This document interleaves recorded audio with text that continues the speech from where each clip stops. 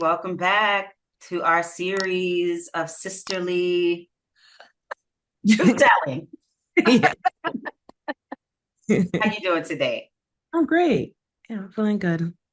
And you? Awesome. Feeling good? Yeah, I'm doing good. I have my matcha latte. Yeah, I Life got. is good. We got the bugs. So all good. What are we talking about today? Well, I know last time we talked about the lies that we've been told about being strong and how we need to show up in the world and just always be happy and showing success. So today we want to go a little bit deeper, right? About Yeah. what happens when everything is going well for you, that you feel like you're the most accomplished person. You on the outside, to everyone looking in, you look great. You're on stages, you're getting degrees, but internally you're feeling fragmented, you're disconnected, you're wondering your place in the world. And so how do we go from there? How do we notice those moments and when Yeah. moments were happen for us, you know? Yeah, I find that there's often one big moment in your life where I realized that I was no longer aligned. Who I was, who and what I was projecting on the outside was not what I actually was feeling on the inside. And so I thought it would be good today for us to just slow it down a little bit and to start to share that story. And so um, I'm curious, as you think about that moment, what was that moment for you? What's that story behind that first recognition of misalignment, or when you first started to realize, like, hey, this might look good on the outside to other people, but this is not what I'm feeling, and so the masking started, right? When was that for you? Feel like there's a few moments, but the one that stands out as the biggest one is when I was in my PhD program. And so I actually I love to journal. So I found an old journal. This journal has been like falling apart. It's a very early one. It's scraping under my nails, but anyway. I found an entry that I wrote on March 15th, 2014. Mhm. And so I'm now entering my second semester of the PhD program. So from the outside, things were going well. Like I'm from New York. I got into school at Arizona State, drove across the country. My family had like a nice going away dinner. My friend got me, my sisters got me a new phone. They enter, like, you need to enter the modern world. You need a smartphone. So they got me that.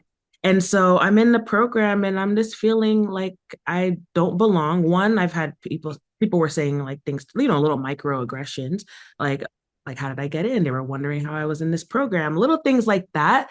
And so I was already feeling from the outside how people were saying things, but then internally I realized like I don't want to be here. Like Mm, I don't want to get a PhD anymore. But mm. I felt like I just drove literally across the country. How am I going to turn right back 3 months later, 4 months later to my family? And so one day I actually was flipping through this notebook and I found this. I forgot I had written this. Mm. I wrote, I'm stressed and overwhelmed. I don't know how to be a good student. I don't have good study habits, and I worry I won't complete the program. I kind of don't want to. I need money. I don't want to disappoint people. I'm so lazy and I need to get my life back on track. And so, Mm. really, just like, I guess when I look back at that, I knew I didn't want to be there, but I kept pushing through. And I think Yeah.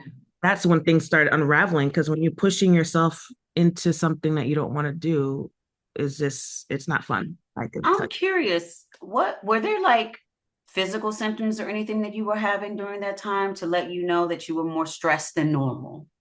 you. Not at that, like at this stage, not yet. I think, Okay. still going through and pushing through. I would say later on in the program is when I started to like the sleep was horrible, like very difficult to fall asleep, feeling anxious.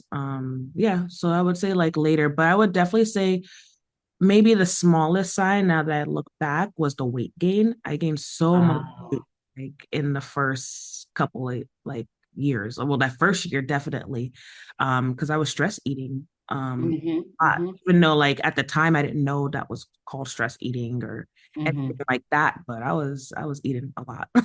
Yeah. And I know you you were in one program, like an urban policy program, and then you transferred to another program. So what was actually happening in you, around you, that would make you write that journal entry? What was actually happening? In that moment, I'm taking these classes. I'm in this urban planning program, PhD program. I'm taking these classes Mm-hmm. and I don't know what's going on. Like I'm really like studying hard and trying to like understand these concepts. Mm-hmm. And it's just my perspective was like a little different from others. I remember someone had said to me, like, yeah, like you're just a girl from Brooklyn. I'm not even from Brooklyn, but it's just like, why? I was born there, but I haven't been like I'm not from Brooklyn. But it's like, why was that the like this vision of what you were saying of me of like how I was showing up in this program, like some of the ideas I was presenting or how I was doing my presentations. So I think like those were little things that were like happening around me. Mm-hmm. And also coming up with like my topic. I wanted to focus on Haiti. I wanted to do look at entrepreneurship in Haiti and Mm. kind of show the entrepreneurial spirit that I saw emerge after the earthquake and really talk about like disaster entrepreneurship. And that's kind of like the like a through line throughout my whole program. Even when I switched to geography, was that everyone was more like a physical geographer and urban Mm. different, but they were talking about like sustainability and environment. And I've always been interested in like economics and the business. So even in my department, I was always like an odd one out, or whenever I Mm. introduced myself and said what my topic was, people would be like, oh, how's that geography? Or how's that whatever? And I'd start to just feel a little like doubt, like, is this geography? Is this, Yeah. but yeah. Yeah. What were you talked about the weight gain? You were stress eating. You didn't call it stress eating at that time, but Mhm. eventually you were like, yeah, that's what that was. Um, were there other parts of yourself, like parts of Lisa Marie, that arrived in that program that were things that you used to love to do, or things that brought you joy that you, for example, stopped doing during that time? I would say like slowly but surely by the time I was done with those first 2 years in Arizona, I love to cook like and elaborate meals that Mm. stopped. So it went very basic. I instead of doing elaborate, I was making meals every day. And I remember I told a professor like, "Oh, I got to go home and cook." He's like, "You cook every day?" And I was like, "Yeah." He's like, "Oh, who has time for that?" And like, like I was like, "I do. I love like going to the farmer's market and fresh ingredients." But then I started to notice I moved into just like, let me pick up a rotisserie chicken, some vegetables, let me order out. Like that started to shift. I love playing sports. I've been playing basketball my whole life, whether on teams or like pickup. That Mm-hmm. eventually stopped later, but like later in the Mm-hmm. program, that stopped. A whole bunch of stuff that that I enjoyed doing that I really wasn't doing anymore. Yeah. It's interesting. For me, my moment, um, up until so in 2013 was when I got my first like senior leadership role. Mhm. Before that, I had been like a director of programs at that kind of level, like in the university. But then when I went over into the social sector, into the nonprofit space, I was basically like, what do you call it? Recruited, like heavily recruited to leave the university field and educational field. I've been in K-12 university up until that point, but I was invited to become a senior leader, vice president at a very well-known large nonprofit in the social sector. And I was so excited, Lisa. I remember up until that point, I have to say over the course of my life, I had had nothing but positive professional experiences, challenging, tiring, exhausting, but I loved it. I loved doing it. And I was excited to bring my skills, my gifts to this new sector. And as a VP, I mean, basically, when I moved from where I was at university into this space, I doubled my salary. I was like, for me and my son, like living as a Life single changing. mother, right? It was life changing. Like living in the city in Brooklyn, like it was life changing for us, because I had been, making ends meet, all that stuff, trying to figure it out, and to have my salary doubled, and to me to be just overnight, like in the six figures, not like, you know what I'm saying? Yeah. It was transformational. And I would say pretty much immediately upon getting into that role, like I knew it was going to be challenging. Like I knew it was going to stretch me and grow me. But I started to experience things in the workplace that just didn't feel good.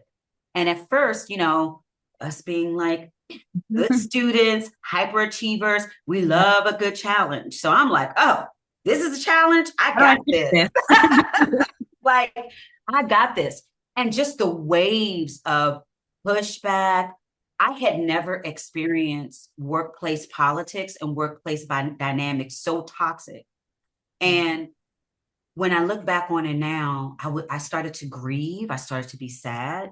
Um, I started to get like nausea. Like I'm a very strong, healthy person. Like I've not really had a lot of like this. That's a gift I recognize, but I have not had a lot of like physical ailments in my life.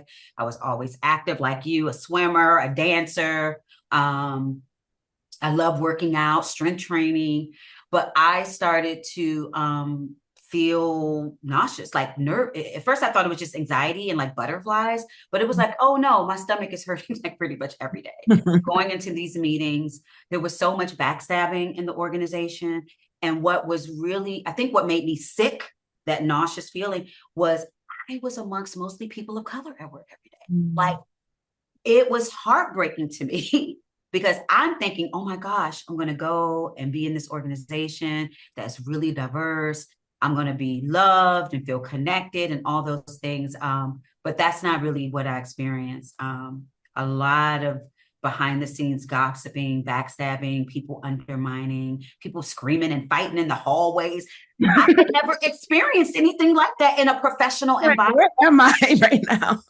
And ostensibly, like from the outside in, I was invited to help change some of that, right? I was invited in a strategy role to help the organization get clear and align. I was invited to talk to people, to collect information and data, interview people, create focus groups. I was invited to design those sessions so that they were very collaborative and inclusive and bring people together because the CEO at the time, she wanted their input and their feedback, but there was just so much pushback and resistance and underhanded, like covert dynamics, let's just say hidden covert dynamics You behind the need. scenes, that everything I did, I felt like I was undermined, or, there was so much pressure put around preparing for board meetings. Like people were afraid of the board. It's like they feared the board and what the board was going to say. So they made preparation for every board meeting feel like we were preparing for life or death surgery, Yeah. and that we would be, grilled with questions about, everything that was happening. And so it created a lot of performance anxiety. Um, yeah, it just created a lot of performance anxiety. And I got to the point where at first I would say I was just blue and sad.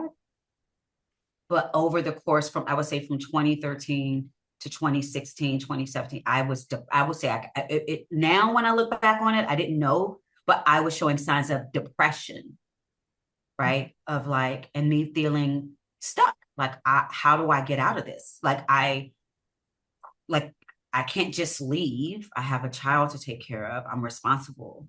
And so I felt stuck. And I remember I was dating a boyfriend at the time. We'll call him the tech god because he worked at let's just say a Fortune 50 tech company at the time.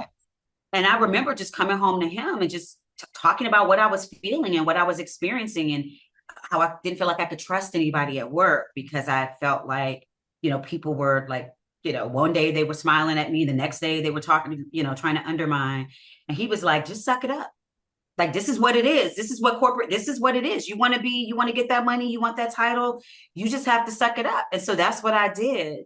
And yet every night, I'm starting to feel all these symptoms around me, and just not feeling aligned. Like, wow, what a great opportunity from the outside, being this vice president with this fancy title at a very well-known organization, making better money. And yeah, I was projecting that success, but behind the scenes, things were starting to break for me. And I wasn't yet aware enough. It's not bravery because every change starts with awareness, right? Like I had to just live and be in my experience and try to make sense of it. I was coming into awareness, but at the same time, very sad and then ultimately depressed. about the fact that I hated going to Have work. to like I guess perform to fit in, or were you still being yourself and feeling that like stuckness because you're being yourself, but everyone around you doesn't necessarily align? Oh, well, that shut down. Like, so I realized when I got like, it's kind of like if you put your hand out as your authentic true self to do something, like if you move from an intuition or a hunch and somebody slaps your hand or they said something to you. For example, one of the comments I would get, I was invited because I came from university life. I was an educator. I was told that I was invited to create a learning organization. That was a part of my role through strategy and research and all that. And so every time you present and somebody's like, oh, well, that's wonky. Like, could you, like, they keep saying, like, the way that I'm articulating myself, because I was thorough. We come Yes. from, I'm like, you want the real data? I'm going to give you the data. Or you want the real thing? I'm going to give you the thing. But to be told that, well, that's wonky, or like, uh, I started to question myself. Like, I never in my life, my communication skills and being able to articulate myself have been questioned. I actually, up until that point, have been told multiple times, like, oh, you have a way of taking complex concepts and breaking it down. And so, for somebody to tell me that's not how we're experiencing with you, it was disorienting. So it wasn't until a little bit later that I realized I'd like, oh, it's not me. This is just some anti-intellectualism going up. And like there's some kind of like lazy, like we want to do it quick and make it look like we've done the research. They didn't really want the research. They wanted to perform as if it was. So yeah. So to your question, I started by showing up as my true self, but I kept getting my hand slapped or kept getting different signs and signals that who my true self was not really what they wanted. So I started to self-edit. You know what I'm saying? And then when you're doing all that, that is internal disconnection because inside you know who you are, and maybe with your friend group, your family, you know who you are, and now in this other space where you're spending maybe 40, 50 hours a week, you're not yourself. Definitely more than 40 hours a week, let's be clear. It was more like 55, 60 at that level, Yeah. trying to, because in the daytime you're back-to-back meetings. And so you got to either get up early in the morning and or do things in the evening once and on the weekend. So it was definitely more than 40 hours a week. But I feel like that's when the fragmentation started. Like that's when I started to break myself into parts. Like, well, I would show up and look the nice, because we had to dress a certain way. I will look this way and I will give them what they want within this context, but who I really am and what I really think needs to be siphoned off. And so that was the beginning, I would say, of the fragmentation. You know, when I'm curious for you, like what, I asked you about the things that you have stopped doing when the fragmentation and the sadness started to like coming on you. But were there things that you started doing? Right. So there's this thing, right, in strategy world, we ask people, what do you want to start, stop, or continue? Right. So you stop cooking, you started eating out, right? You Yeah. started doing other things. Like, were there other things? Was there evidence, like other evidence in your life where you could see that you were experiencing the fragmentation and that you were beginning to change who you were? I feel like the first thing that popped into my mind was I am a very organized person. Like I love Mm-hmm. to like clean and get everything together. My room started to get so messy. Like Mm. and that to me, like there's always when I'm looking back, I see, oh, those are the signs. But it's like when I have the pile of laundry that I haven't folded, or the books Mm. are like somewhere else, or it just became a place like I don't even want to go into my room. And when you Mm. like small spaces, like you're in an apartment or whatever, it's like your room basically is your house sometimes. Cause Yeah, like, yeah, yeah, yeah. so that's something that I would say I started feeling like I feel like my whole life I've been very reliable type person. I'm gonna be on time, I'm gonna turn in Mm-hmm. things, I'm gonna whatever. And it's just like now I'm juggling so much. Mm-hmm. And I feel like I was dropping the ball. And that was like to me, I felt like I started being disorganized, which is why I had to like reorganize myself and rethink about like who am I? How do I show up in the world when I am stressed? How do I show up in the world when people are against me? That's a Mm, organization that I needed to do because I didn't have obstacles like that before. Everyone always liked me. I always have smooth sailing. I'm at work. I'm a star. I'm like, all that. And now I enter this space where I have adversity and I have people who are like actively like working against me, hmm. organized differently. Yeah. One of the things I realized as I listen to you speak is during that 4 year period, the tech god that I told you about was one of my boyfriends. But like the way I deal with stress, like external stress, was like you eating. Like I started to eat more. Food is a comfort for me. It's the way I push my feelings down. But also I started to like disassociate. So that is a form of disassociation from your body, right? When you just start to eat mindlessly, like, Yeah. oh, I don't even know how many calories, like, I don't even know what happened. I just kept eating, right? And I felt insatiable. That soothed me. Now I know. I didn't know then, but now I know that that soothes us when our nervous system is activated. Food is one of those things that soothe. But I have to be real and keep it raw. Yeah. The other thing that soothed me was I would engage in escapist practices, so other dissociative practices, and not they're not bad. Yeah. They're not bad, but Right, yeah. they're yeah, um, they're not bad. Like I would just start watching more film. I love film. Film is something, it's a passion of mine, and there's nothing wrong with it.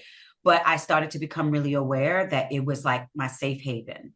I would get really into celebrity culture. Back then, I was always reading Us Weekly, like those celebrity Us Weekly. Like it was like the thing that soothed me most. So it was like Us Weekly and snacks. Um, Reality I TV. will also say dating more like sex, like rent. Like I had a lot during that time period. I actually wrote out a list of people, and there were several people that Yeah. I was dating. But for me, it was a form of bodily dissociation and just an escapism, a way to feel good and to feel empowered, right, in my life, right, when it came to like my body and my energy. So there was like the tech god was one of the people I dated. There was the guru. I'll just call them that. I'm not going to give y'all their real names.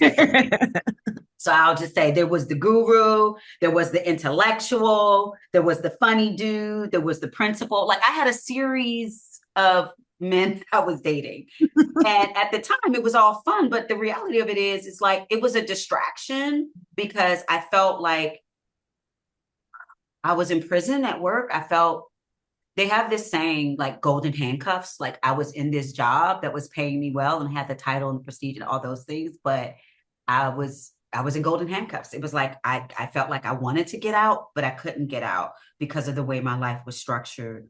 Um, and so all of that, the food, the fascination with celebrity culture, the film, the dudes, the dates, these were all ways to just bring joy to my life. Mhm. Anything to avoid addressing the thing that I really needed to be addressing, Did which you know was it needed to be addressed or you didn't I know? did. My inner goddess, my higher self. I was like, this is the most unhappy I've been at work Yeah. ever in my life. And I've been working since I was 14. And I've been unhappy in other areas of my life. And those are other episodes, right? My personal life, things that have happened to me in my childhood, traumatic events. But my work, you and I are both, we both have PhDs, right? We're both intellectual. So knowledge, learning, contributing, using our minds to support other people, those things were joyful to me. They felt effortless. So like you and your PhD program, me being able to serve as a teacher in community, being founding faculty of schools, and then like that just brought me joy. So for me I started to recognize, wow, I spend most, like you said, 50, 60 hours a week. 50, 60, 60 hours a week, I do not feel good. I would say, can I just name, because some things turned, which is a whole nother conversation. But for those 3 to 4 years, uh, 90% of what I was doing, I was not loving at work. There were amazing people that I met there, let's be clear. So there was some joy at work. Like I would go and find, those people you could talk to or you could connect with. Yes. But most of what I was doing, spending my time doing at work, I did not love. I found it stressful and I wasn't I wasn't feeling internally aligned. There's no better way to say it. My gifts were valued by that organization, but they weren't valued, and I wasn't seen in the way that I wanted to be seen. And I wanted those gifts to be utilized. I hope that makes sense. It does. It reminds me of in Sinners how the vampire talks about, I want your music, I want your songs, Yeah. all of that. It's like they want to extract, extract, extract, but it's like you don't actually want me. You want my IP. Like you want Yeah, oh, no, you. you don't want me, you want my IP. I'm a rapper, you didn't know. Okay. Okay. So tell me, like, when was the intervention for you? Like, when did you realize like things were getting so bad that a shift had to be made? You Mhm. know, I had a teacher who once said, he's a social organization psychologist, but he would say, if something happens in an organization or a group or a system once, you may or may not pay attention. Twice, you're definitely paying attention. Three Mhm. times is a pattern, and there Mhm. needs to be an intervention. So, how did you know you had kind of hit rock bottom? What was the thing that made you really wake up and go, something has to change? Or was it, or did you just keep going until you your brain felt that? I mean, honestly, I just kept pushing, pushing, pushing until the body literally said no more and had an episode, had to be hospitalized. Like it just Really? was bad. And then you would think I would have learned from the first time, but no, kept pushing, pushing. Happened a second time and was it was bad. Like I was in the hospital. The first time I was in the hospital for like a day, like maybe a day or two. Second time I was there for like a week. And it was just like having to get myself out of that. And they Mm-hmm, were just mm-hmm. like, you can't leave here until you sign up for therapy. So I had to make my therapy appointment, had to, Wow. then that was like started my, now I'm in therapy. I had therapy today. I love it. Like at the time, Yeah. like, why am I telling people my business? Like who is this person? Whatever. But I was like, oh, I'm trying to get out of here. Like I'm not trying to be here anymore. So I was like, okay. So then I started going to therapy and talking about how I felt. Never was like Mhm. addressing things like being a survivor, having like abusive situations, like being mistreated by people, never really addressed that. And then it came out and it's like all of that like built in, having all this death in my life, like even Mm. 15 years old, like my mom and grandpa and grandma passed away. And then like 15 years later at 30, having my grandma, my aunt, like all these people passing away, Mm. being in this awful like relationship, and multiple relationships, not it's work relationships, it's personal relationships. I think it was too much. Like, and all of this is happening and I'm still like helping everyone. Like that's always like there's moments where I'm literally like crying, like Mm. that, but then I'm still texting someone helping them, like, oh, you need to do this. And that. It's like, so Wow. doing so much and being involved, like I always call them my side quests. Like I'm here to get a PhD or I'm here to be at work, but I'm side quests. Like, oh, I'm on this committee, I'm mentoring this person. You know how many of my classmates would come through my office asking me, oh, how do you do this? How do you whatever? How do you use the like even simple things? Oh, how did you move this on the slide? And I'm showing them. But it's like at the same time, I'm over here stressed, but like none of that is, at least to me, maybe it wasn't. Mm. Maybe other people, it was. Lisa Marie, you talk about this so like, oh yeah, and this happened. But I just want to slow down to check it. Like, I really think it's important to name. Mhm. I asked you, well, what made you realize it wasn't like some aha, like, oh, and then the angels came down and the light. You were forced, you were hospitalized Yeah. twice. Mhm. And the second time they were like, yeah, you're not leaving until you enroll in therapy. Like we wouldn't be responsible, Yeah. right? And so it was literally an external force coming in to help you to see yourself, to slow down, and providing you with a safe space to begin to unpack. Yeah. It wasn't just about the PhD program, it sounds like, but Yeah. unpack years of things that you have been stuffing down. Yeah, I think it was just at my capacity, and then Mhm. being like, you're depressed. And I'm like, depression? Like, no, I'm not. And it's like, but actually, yes, you are. You have depression. And realizing like, oh, like this is a part of my life now. How do I manage? How do I do all of that? And really coming to it took me a long time. Like I didn't want anything wrong with me. Like, oh, I don't want to say that I don't want to feel this way. But then once I came to terms with it, it also helped me like with managing my time Mm-hmm. and being like, no, I don't answer emails after this time, or oh, I go to bed at a specific time because I need to get my rest. Because when I don't sleep, it's going to send me in this spiral. So it's like having to really, I think like naming it and having those moments and being able to chat really helped me like as I move later in life, like really like stand up for myself and my health and all of that. It's so interesting because when I think about what was the intervention for me. So remember, my one of my boyfriends at the time, when I first started in 2013, tech dude, Mm-hmm. he was like, just suck it up. This is what it is, you know? And I'm like, oh, I didn't know any better. I'm like, okay, well, if this is what it takes to be, in a senior role, right? And I ended up moving on to from VP to SVP to senior VP. But the intervention, there were two things that happened. Actually, there were three, but they kind of were successive. They led. The first was I got the opportunity as a result of my job to be a part of a leadership development program. And it was a week-long leadership development program for like nonprofit leaders that like Amex helped fund, the American Express, like their foundation or philanthropic arm helped to fund. And I was like, okay, this is cool. Like you had to apply. We got in, but it was an intensive week-long thing where the Center for Creative Leadership came. And I remember that week, that immersive experience they basically designed it to teach us about leadership and to help us do a lot of self-awareness and self-reflection work. And they gave us a coach. We had three sessions with a coach over the course of that time. So it was in those workshops and in those sacred containers, those beautiful, just like you had in therapy, but it was a container of love, a safe space for me to start to tell the truth of Yeah. what was happening to me, is where some of the deeper awarenesses happened, where I was like, wait, this advice that this dude is giving me is not like to just suck it up and keep it moving. Maybe that worked for him, but like he was older than me, another generation of Black dude, right? Like he was like, this is what we do. And I'm Yeah. like, you know, but I started to name and tell the truth in those spaces. Around the same time, we hired a consultant, my team, and my work to help us with strategy development. And a woman who was the founder of that business came in and was interviewing everybody at the organization as a part of the strategy work. And she came and interviewed me.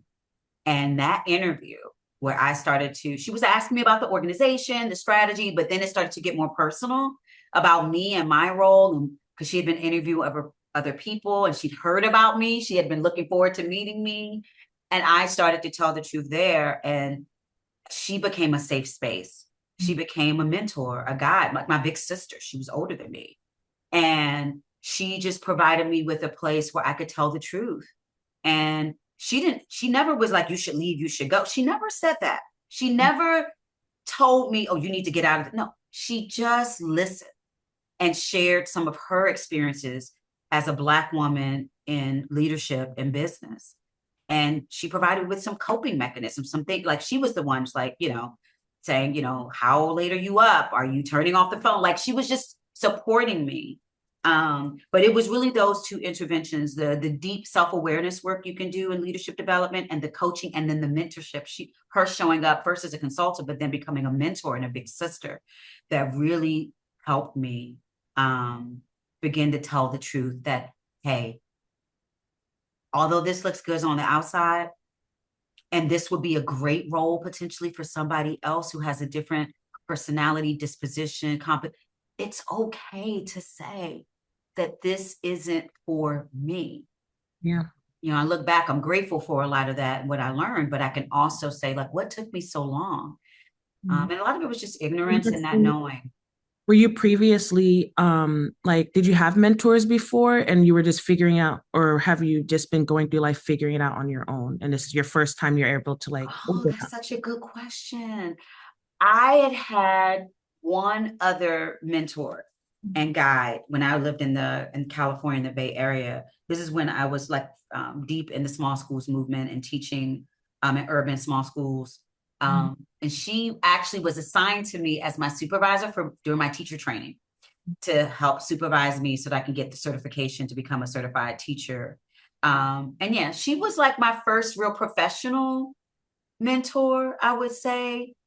No, she was my second because it was 1 years ago. That's another story when I first started.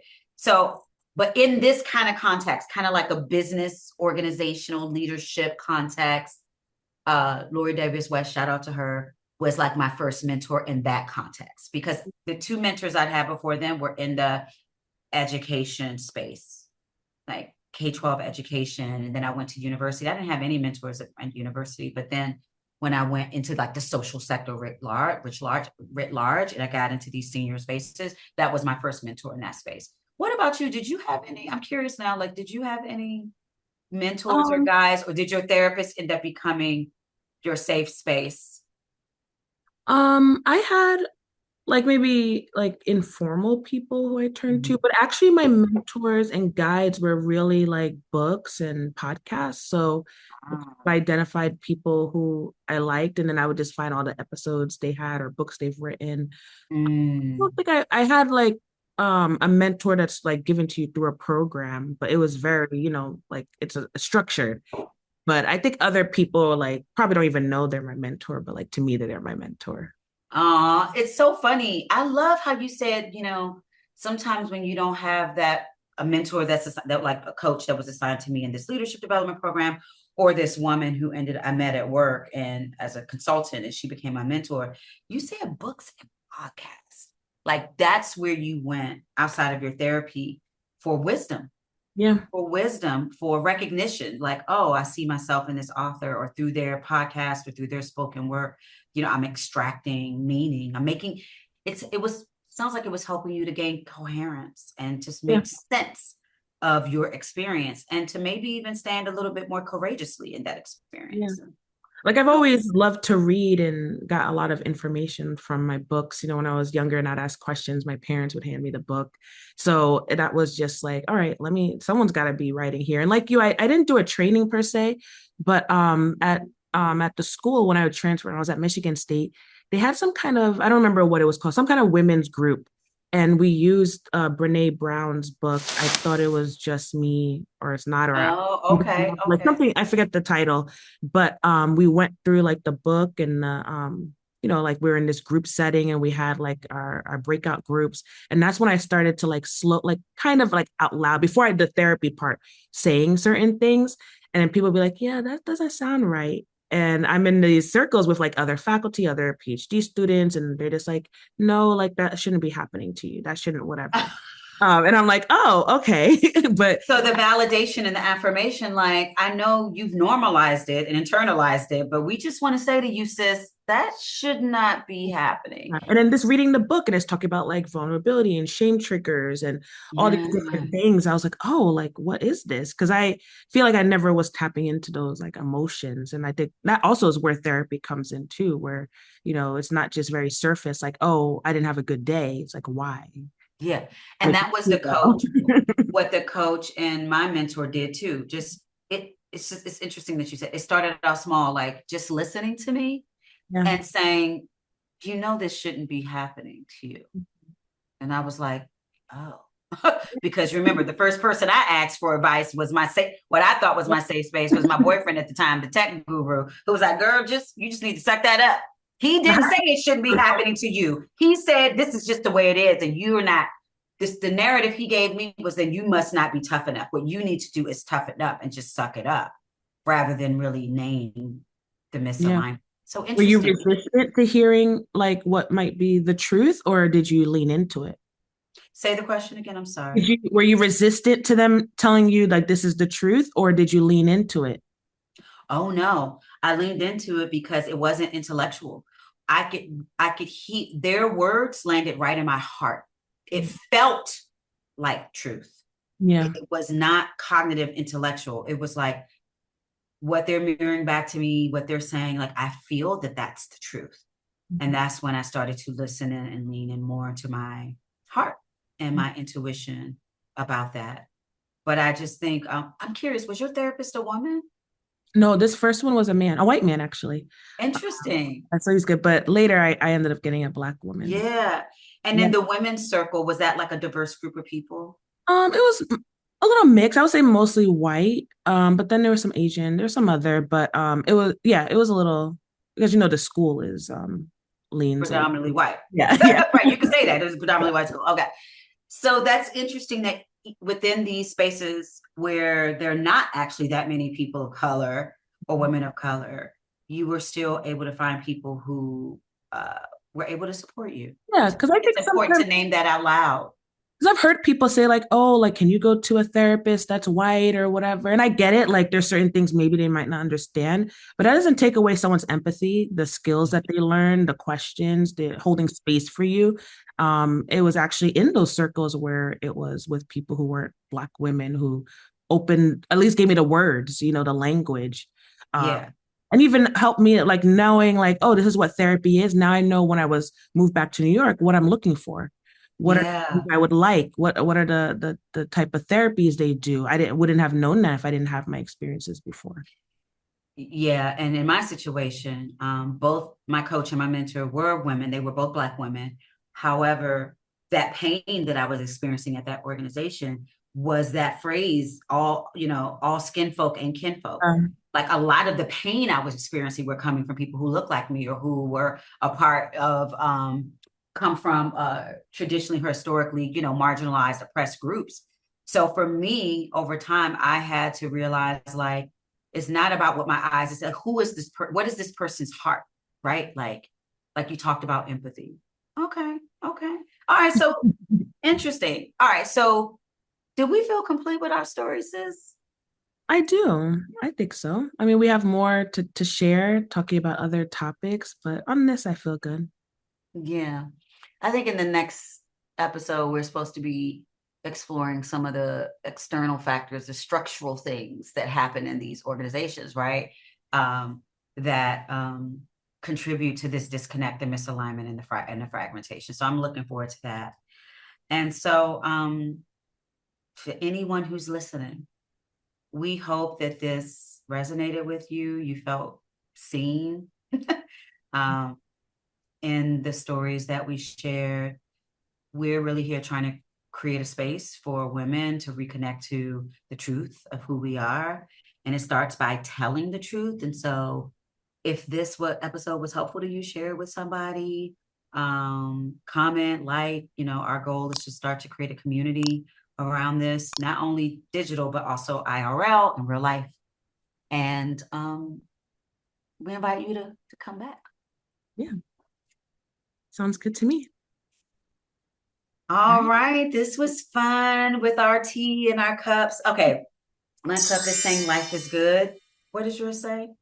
Be the sunshine. Yes. That's our blessing. Life is good. Go be the sunshine. Until next time. Yeah, we'll see you then. All right. Talk to you then. Peace.